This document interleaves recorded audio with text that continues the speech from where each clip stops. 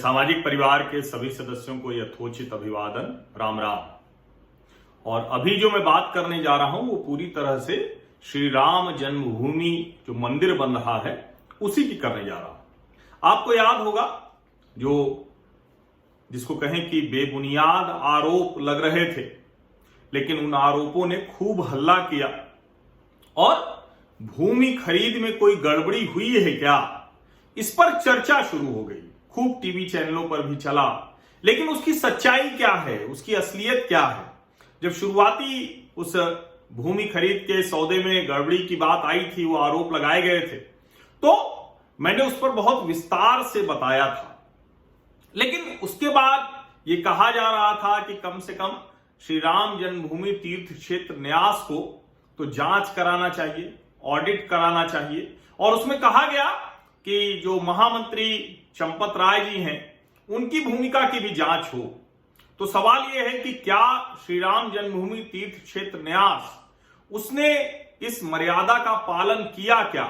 और एक प्रश्न और आप लोग लगातार पूछ रहे हैं कि आखिर मंदिर निर्माण की स्थिति क्या है और कब तक कुछ वहां दिखने लगेगा, कुछ भूमि से ऊपर कब तक आ जाएगा। तो इन दोनों ही प्रश्नों का उत्तर मैं देने की कोशिश कर रहा हूं।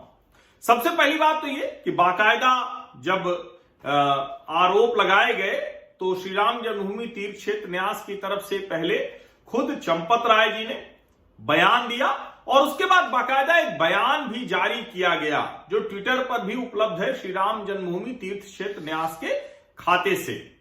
बहुत स्पष्ट तौर पर इसमें बताया गया है कि कैसे जमीन खरीदी गई, लेकिन इसको लेकर भी कई तरह के आरोप लगाए गए, संदेह पैदा किया गया। और उसके बाद जो श्री राम जन्मभूमि तीर्थ क्षेत्र न्यास के कोषाध्यक्ष हैं स्वामी गोविंद देव गिरी जी महाराज, उन्होंने एक बयान जारी किया और उन्होंने बताया, ये 1 जुलाई का बयान है, और उन्होंने कहा कि हमने पिछले 3 दिनों में जो भी भूमि खरीद में गड़बड़ी के आरोप थे उसकी जांच की है और इस काम में उनके साथ जो पेजावर मठ के स्वामी हैं विश्व प्रसन्न तीर्थ जी महाराज और दूसरे एक और न्यासी कामेश्वर चौपाल, तो इन तीनों लोगों ने मिलकर उसकी जांच की।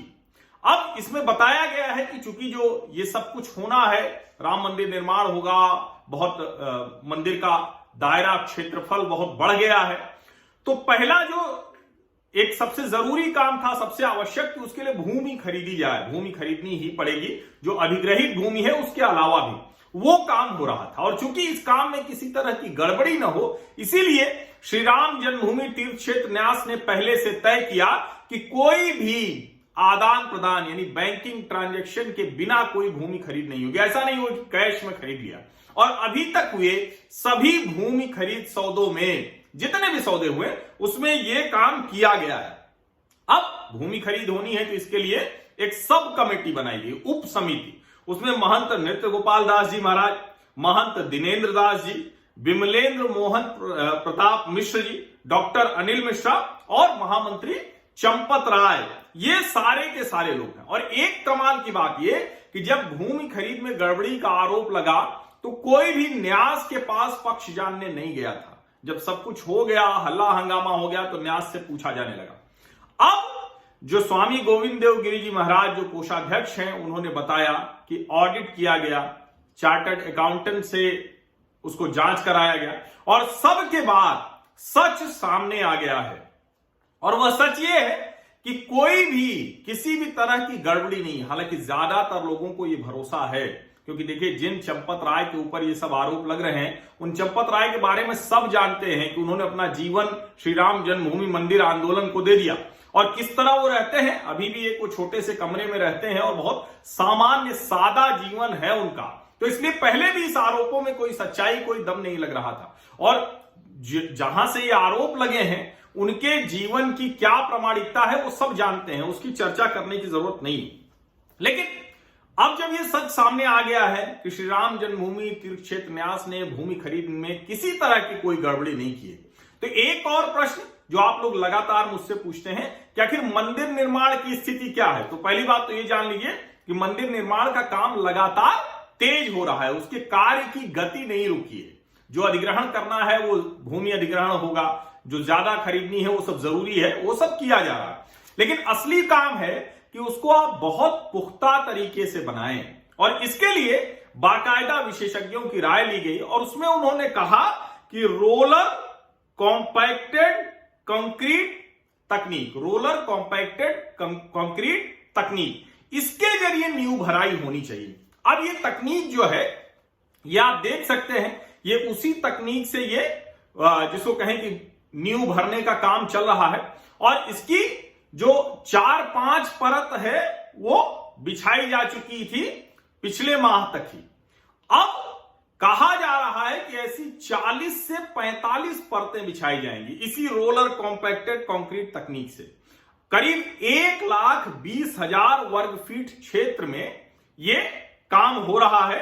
और अगर हम ये कहें कि कब तक ये काम नींव वाला होगा जो ये रोलर कॉम्पैक्टेड कंक्रीट तकनीक से हो रहा है, तो 4 से 1 फीट मोटी परत बिछाने में 4 से 5 दिन लगते हैं। यानी अगर एक परत ऐसी बिछेगी इस तकनीक से तो 4 से 5 दिन लगेंगे।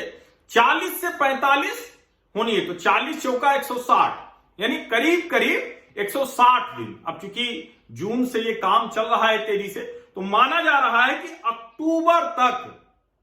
अक्टूबर महीने तक ये पूरा काम हो जाएगा, यानी करीब 45 परतें बिछ जाएंगी। तो मंदिर निर्माण का काम तब दिखने लगेगा, क्योंकि तब वो जमीन से ऊपर आने की तरफ बढ़ेंगे। और चूंकि पत्थर काटे जा रहे हैं, बहुत सा काम हो चुका है।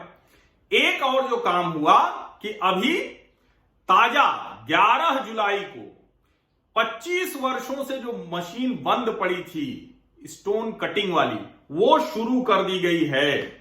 तो अब इससे भी तेजी होगी, और जो ट्रायल के तौर पर पत्थर काटने का काम था वो भी किया गया। तो पूरा सच सामने है।